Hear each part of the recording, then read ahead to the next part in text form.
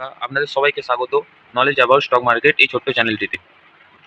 আজকে যেটা নিয়ে আলোচনা করব সেটা হলো এমন একটা কোম্পানি নিয়ে যেটা যেটা আমার প্রেডিকশন অনুযায়ী বা কিছুটা লজিক্যালিও বলতে পারেন যে আমার মনে হচ্ছে যে ওটা ফিউচার মাল্টিপ্যাকার হতে পারে।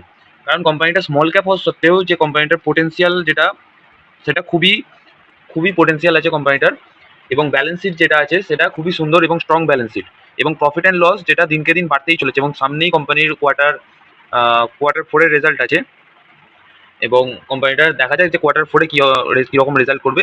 যদি সম্ভব হয় তো কোম্পানি কোয়ার্টার ফোরের রেজাল্ট নিয়ে বিস্তারিত কিছু আলোচনা করেই একটি ভিডিও বানানোর চেষ্টা করব।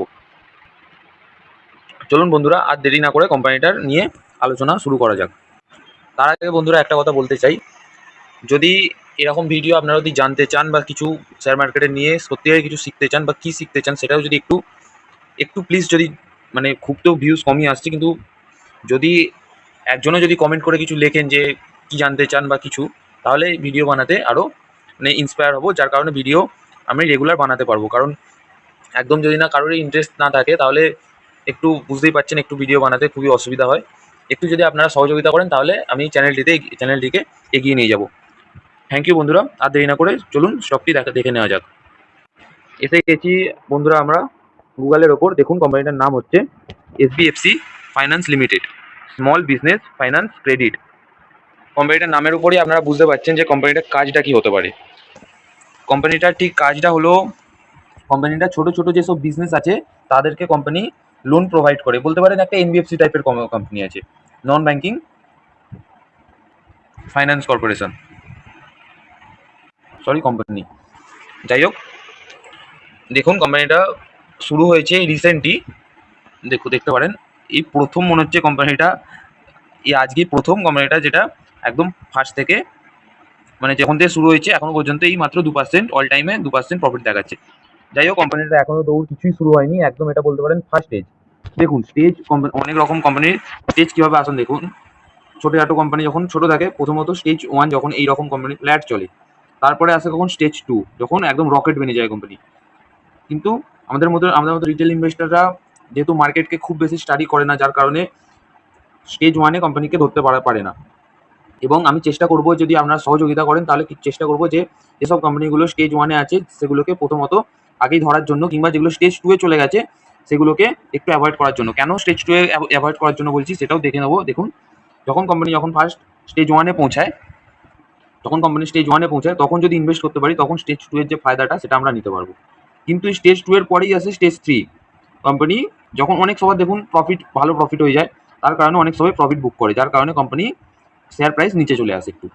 দেখুন, যদি আমরা স্টেজ 1-এই যদি ইনভেস্ট করতে পারতাম, তাহলে দেখুন আমরা প্রফিটে থাকতাম। কিন্তু স্টেজ 2-এ যদি আমরা ইনভেস্ট করতে যাই, যদি আমরা পিকে গিয়ে এখানে গিয়ে কিনি, তখন কি হবে, ধরুন এখানটা সাপোজ 200 টাকায় চলে গেছে কোম্পানির প্রাইসটা, তখন 200 টাকায় কিনবো, ভাববো হয়তো আরো 400-500 রোজ যখন বাড়ছে নয়, আমাদের একটা ফোমো চলে আসে, যে ফিয়ার অফ মিসিং আউট, যে একটা ভয় চলে আসে যে আবার মিস না হয়ে যায়, যার কারণে আমরা আরো ধরুন 50 টাকা শেয়ারটা যখন 200 টাকায় চলে যায় তখন গিয়ে আমরা কিনতে যাই। কিন্তু 200 টাকার কেনার পরে কি হয়, বেশিরভাগ সময়তেই আমরা ফেঁসে যাই, ট্র্যাপ হয়ে যাই, তখন কোম্পানি 100 টাকা 150 টাকায় চলে আসে এবং আমাদের ভালো রকম লস হয়, ঘাটা হয়। দেখুন, প্রথমত কোম্পানিকে কেনার নিয়ম হচ্ছে একদম স্টেজ 1। একদম স্টেজ 2 যখন দেখবেন কোম্পানি একদম রকেট হয়ে গেছে, একদম খুব স্পিডে একদম উঠছে, তখন কোম্পানিকে অ্যাভয়েড করাটাই ভালো। এবং যদি কোম্পানি কুল ডাউন হয়ে যায়, স্টেজ 3-তে চলে আসে, তখনই একমাত্র কোম্পানির সব থেকে, যদি ফার্স্ট স্টেজ যদি মিসিং হয়েও যায়, সেকেন্ড স্টেজে আমরা কিনবো না। কিন্তু যখন থার্ড স্টেজ যখন দেখবো কোম্পানি মোটামুটি একটু স্মল ক্যাপ কোম্পানি হলে, মিড ক্যাপ কোম্পানি হলে 30% 40% পড়াটা কোনো কিছু ব্যাপার নয়। যখন দেখবো 25% 30% কিংবা 40% পড়েছে, তখনই কোম্পানি বুঝতে হবে যে এটা থার্ড স্টেজ চলছে, তখন কোম্পানির মধ্যে ইনভেস্ট করতে পারি। যদি ফার্স্ট স্টেজ যদি ছেড়েও যায়, তখন থার্ড স্টেজে আমরা ইনভেস্ট করতে পারি। দেখুন, একটা ভিডিওর মধ্যেও এত কিছু বোঝানো তো সম্ভব হবে না, যার কারণে ভিডিওগুলো অনেক লম্বা হয়ে যায়। আপনারা যদি একটু যদি কমেন্ট করেন বা লাইক করেন তাহলে একটু মোটিভেট হবো, তার কারণে আমি চ্যানেলটিকে এগিয়ে নিয়ে যেতে পারবো। এবং এইভাবেই নানান শেখার ভিডিও আমি চ্যানেলটিতে তাহলে আপলোড করতে থাকবো দিনের পর দিন।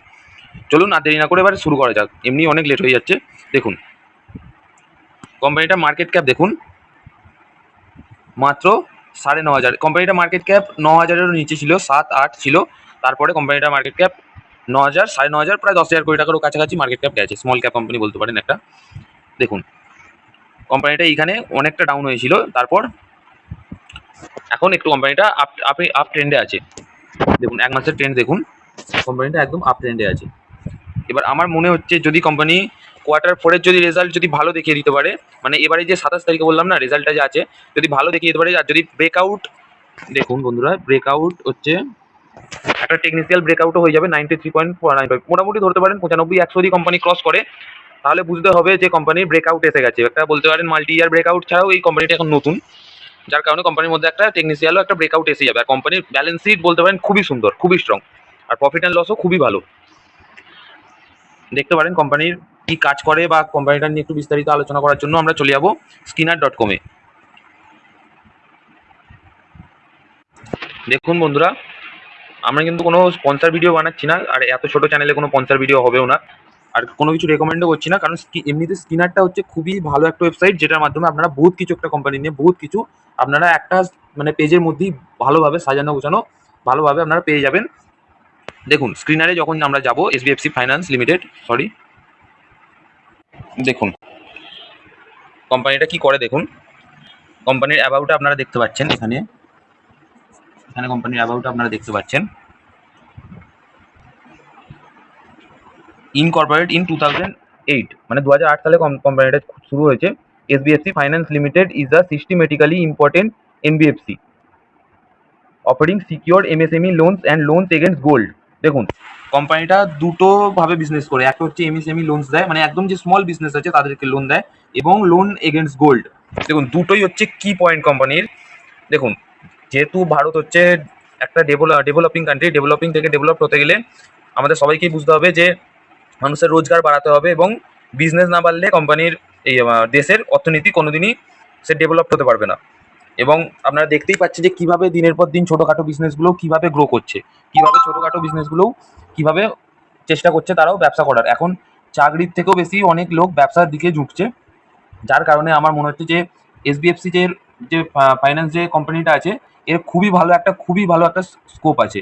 যদি এই কোম্পানিটা যদি ঠিকঠাকভাবে এইভাবে যদি কাজ চালিয়ে নিয়ে যেতে পারে, এবং কোম্পানির ব্রাঞ্চও প্রচুর আছে, একটা ভিডিওর মধ্যে প্রচুর এত কিছু বলা সম্ভব হবে না, কারণ এমনি ভিডিওটা অনেক লম্বা হয়ে যাচ্ছে। কোম্পানির ব্রাঞ্চও প্রচুর আছে, যদি কোম্পানিটা ঠিকঠাকভাবে ব্যবসা করতে পারে তাহলে কোম্পানিটার হাতে প্রচুর স্কোপ আছে, প্রচুর মার্কেট আছে কোম্পানির। কারণ এরকম যারা ছোটোখাটো যেসব ব্যবসাগুলো হচ্ছে তারা ব্যাংকে থেকে লোন নিতে গেলে অনেক অনেক সময় কি করতে হয়, কিছু সিকিউরিটি দিতে হয়, কিছু মর্গেজ রাখতে হয়, নাহলে তো পট করে লোন দেয় না। বিজনেস লোনের ক্ষেত্রে অনেক খ্যাপা আছে, এবং এই কোম্পানিটা কি করে একটু সুবিধাতেই লোন প্রোভাইড করে। এবং কোম্পানিটা এমনি লোন প্রোভাইড করে না, কোম্পানি পুরো ভালোভাবে চেক করে ডকুমেন্ট ক্লিয়ার আছে কি না আছে সেই হিসেবেই, মানে বিজনেস ডকুমেন্ট যদি ঠিক থাকে তখনই কোম্পানিটা লোন দেয়। এবং আমার মনে হচ্ছে যে এই যে বিজনেসটা করছে বিজনেসটা খুবই ভালো একটা বিজনেস, কারণ ইন্ডিয়া যেহেতু ডেভেলপিং থেকে ডেভেলপড হবে, কারণ তার জন্য প্রথমত যে ইন্ডিয়ার মধ্যে যেসব বিজনেসগুলো আছে সেগুলো আগে বাড়াতে হবে, এবং সেটা হচ্ছেও, কিন্তু অনেক প্রচুর পরিমাণে রিটেল স্টোর বলতে পারেন, ছোটোখাটো বিজনেস বলতে পারেন, প্রচুর ইন্ডিয়ার মধ্যে ডেভেলপড হচ্ছে। যার কারণে এই এই যে কোম্পানিটা যে লোন প্রোভাইড করবে, আর ছোটোখাটো বিজনেসগুলো লোন নিয়েও ব্যবসা করছে, এবং ঠিক টাইম মতো বেশিরভাগ বিজনেস পেমেন্টও দিতে পারছে। এবং আমার এটা মনে হচ্ছে যে কোম্পানিটার কাছে প্রচুর মার্কেট পড়ে আছে, প্রচুর স্কোপ পড়ে আছে। কোম্পানিটা যদি ঠিকঠাকভাবে ব্যবসা করতে পারে প্রচুর পোটেন্সিয়াল আছে কোম্পানিটার যে এগোবে। দেখুন গোল্ড লোন এগেন্স্ট গোল্ড বলেছে এখানে। আর আপনারা জানেন যে ভারত এমন একটা দেশ যা এরকম কোনো বাড়ি নেই যার মধ্যে, ভারতের যে এমন কোনো বাড়ি নেই যার মধ্যে কোনো গোল্ড, মানে যার মধ্যে কোনো গোল্ড নেই। জানেন যে বংশ পরম্পরা একটা বিয়ে হলে বা যাই কিছু অনুষ্ঠান হোক, গোল্ড এখানে প্রচলিত একটা জিনিস, প্রচলিত একটা অলংকার।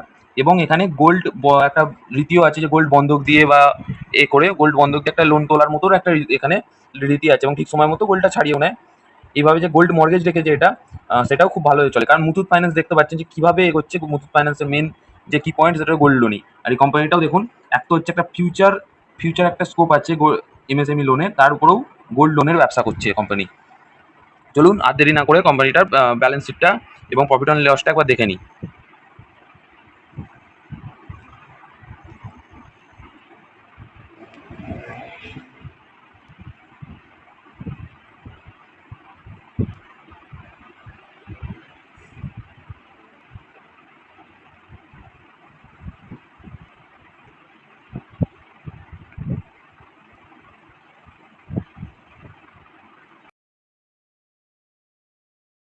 দেখুন কোম্পানিটার প্রফিট অ্যান্ড লস দেখুন, কোম্পানিটা আগে কত কামাতো 2019 সালে 177 কোটি টাকার কোম্পানির সেলস ছিল, অবভিয়াসলি রুপিস ইন করোড়।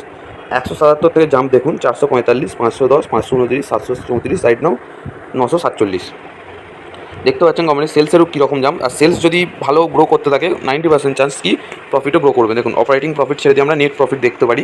দেখুন 24 কোটি টাকা কোম্পানি প্রথমে কামাতো, 24 থেকে 36, 85, দেখুন 85 থেকে 65। দেখুন মাঝে মধ্যে এরকম হয়তো ডিপ আসবে, কারণ কোম্পানি অল টাইম যে কোনো বিজনেসই কারণ বিজনেস মানে কি লাভ ক্ষতি, কখনো কখনো লাভ, কখনো একটু সামান্য হয়তো ক্ষতি মানে সেরকম তো নয় যে কোম্পানির লসে চলে গেছে, একটু কখনো প্রফিটটা ডাউন হতেই পারে। দেখুন 75 কামব্যাক, দেখুন সলিড কামব্যাক একদম 150 কোটি টাকা কোম্পানির কামিয়েছে, 150 থেকে রাইট নাও 206 কোটি টাকা।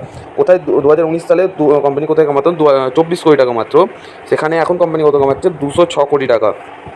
দেখুন 2019 থেকে টিটিএম 2023, 2024 এখনও ইয়ার শেষ হয়, মানে কোম্পানির রেজাল্ট এখনও ইয়ারলি বের করেনি, যার কারণে এখনও আসেনি। এবং কোম্পানির যে কোয়ার্টার 4-এর যদি রেজাল্টটা ওদের আরও ভালো বের করতে পারে, কোম্পানির এখান থেকে একটা কোম্পানি ব্রেকআউট দেওয়ার চান্স আছে। কারণ প্রথমেই আপনাদেরকে চার্টে আমি দেখিয়ে দিয়েছি যে কোম্পানি প্রায় ব্রেকআউটের কাছাকাছি এসে গেছে, এবং কোম্পানি যদি এখানে যদি ব্রেকআউট দিতে পারে তাহলে কোম্পানি এখন খুবই গ্রো করবে, মানে শেয়ার প্রাইস বাড়বে। দেখুন কোম্পানি নর্মালি আপনি যদি ছেড়েও দেন প্রফিট অ্যান্ড লস, যদি ইয়ারলি যদি ছেড়ে দেন তাও দেখুন এখানে কোয়ার্টারলিও দেখতে পারেন। দেখুন কোম্পানির শুধু সেলসটা কোয়ার্টারলি দেখুন 160, 176, 189, 208, 230, 246, 264 দেখতে পারেন সেলস কোম্পানির প্রতিটা। শুধু ইয়ারলি তো বাদই দিন, কোম্পানির কোয়ার্টারলি এমন কিছু নেই যে সেলস প্রতিটা কোয়ার্টারে মানে কোনো না কোনো গ্যাপ খাইছে, গ্রো করেই যাচ্ছে, কোম্পানি গ্রো করেই যাচ্ছে। কোম্পানির যেটা আছে শেয়ার হোল্ডিং প্যাটার্ন দেখতে পারেন।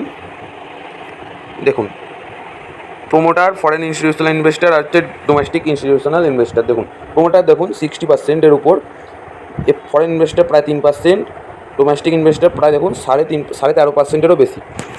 বুঝতে পারছেন এদের কাছে ফরেন ইনভেস্টার, তারপর ডোমেস্টিক ইনস্টিটিউশনাল ইনভেস্টার যারা আছে তারা এমনি যাতা আমাদের মতো রিটেল ইনভেস্টার তো নয়, তাদের কাছে একটা মানে এক্সপিরিয়েন্স টিম থাকে, তাদের কাছে প্রচুর রিসার্চ করার মতো টিম থাকে, তাদের কাছে প্রচুর রিপোর্ট থাকে, তবেই তারা কোম্পানিগুলোতে টাকা ইনভেস্ট করে, নাহলে এমনি টাকা তারা ইনভেস্ট করে না। কারণ অনেক পাবলিকের টাকা বা বলতে পারেন অনেক লোকের টাকা তারা ইনভেস্ট করে, তাই তারা এতটা রিস্ক নিয়ে করতে পারেন। তাদের কাছে একটা দক্ষ টিম আছে যারা রিসার্চ করে তবেই এই কোম্পানিগুলোর উপর টাকা লাগায়।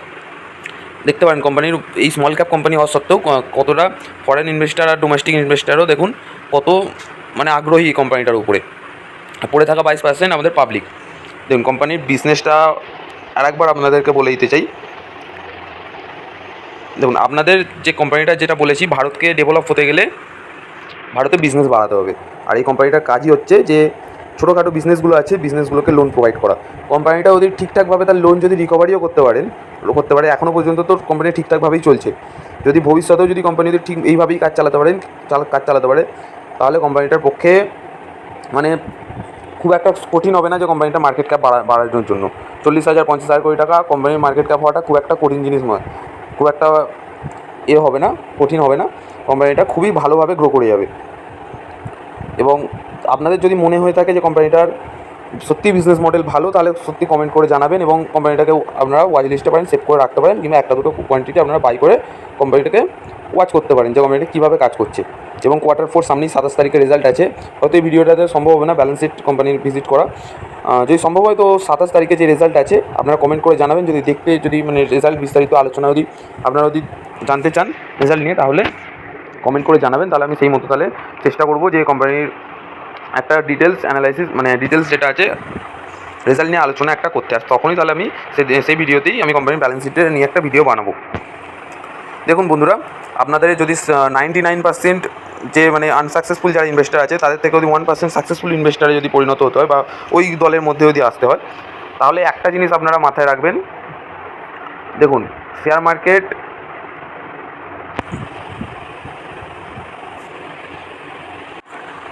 মার্কেট এমন একটা কোনো জিনিস নয় যেটা মানে সবসময় ফিক্সড হয়ে থাকবে। শেয়ার মার্কেটে আপনারা ঠিক যেতেও পারেন, ভুল হয়ে যেতেও পারেন, কিন্তু যত আপনারা প্র্যাকটিস করবেন, যত বিজনেস নিয়ে আপনারা মানে জানতে বা বিজনেস বুঝতে পারবেন, তত আপনারা সাকসেসের দিকে এগিয়ে যাবেন। আর যে প্রথম যে একটা কথা যেটা মাথায় রাখবেন সেটা হলো কোম্পানির এই যে শেয়ার প্রাইস দেখছেন না 91 এখন চলছে, শেয়ার প্রাইস কিচ্ছু যায় আসে না। কোম্পানির শেয়ার প্রাইস 91 হোক 50 হোক কিংবা 900 হোক, কোম্পানির শেয়ার প্রাইসে কিচ্ছু ফারাক এসে যায় না। একমাত্র কোম্পানির যে মেন যেটা আমাদের দেখতে হবে কোম্পানির বিজনেস গ্রো হচ্ছে কি, বুঝতে পারলেন? একটাই হচ্ছে মানে শেয়ার মার্কেটের একটাই ফর্মুলা, কোম্পানি বিজনেস আর হচ্ছে শুধুমাত্র একমাত্র বিজনেস। যদি বিজনেস যদি গ্রো করে তাহলে কোম্পানির শেয়ার প্রাইস গ্রো করতে বাধ্য। আজ নয় কাল যদি বিজনেস গ্রো করতে থাকে তাহলে কোম্পানির শেয়ার প্রাইস আজ হয়তো ভ্যালু মানে যেটাকে বলে না এখন কোম্পানির যে মেন যে ভ্যালু কোর ভ্যালু থেকে অনেকটা নিচে আছে কোম্পানি, তখন কোম্পানিকে কিনতে হয় বলে। ওই হচ্ছে ব্যাপার। যদি কোম্পানি যদি বিজনেস যদি খুব ভালো যদি গ্রো করতে থাকে হয়তো কোম্পানির শেয়ার প্রাইস গ্রো হচ্ছে না, কিন্তু একটা সময় যখন বড় ইনভেস্টার বা কোনো ভালো বড় ইনভেস্টার যারা আছে, কারণ ছোটোখাটো ইনভেস্টাররা যে রিটেল ইনভেস্টার আছে তাদের কেনা যা খুব একটা কেনা বিক্রিতে খুব একটা শেয়ার প্রাইসে খুব একটা ফারাক আসে না, কত টাকারই বা কত কোয়ান্টিটি বা তারা কেনা বেচা করবে। যদি সেইভাবে যদি বড় ইনভেস্টাররা যদি হয় তাতে তারা ইনভেস্ট করবেই করবে, কারণ যদি কোম্পানির বিজনেস গ্রো করতে থাকে তাহলে কোম্পানির শেয়ার প্রাইসও গ্রো করবেই করবে।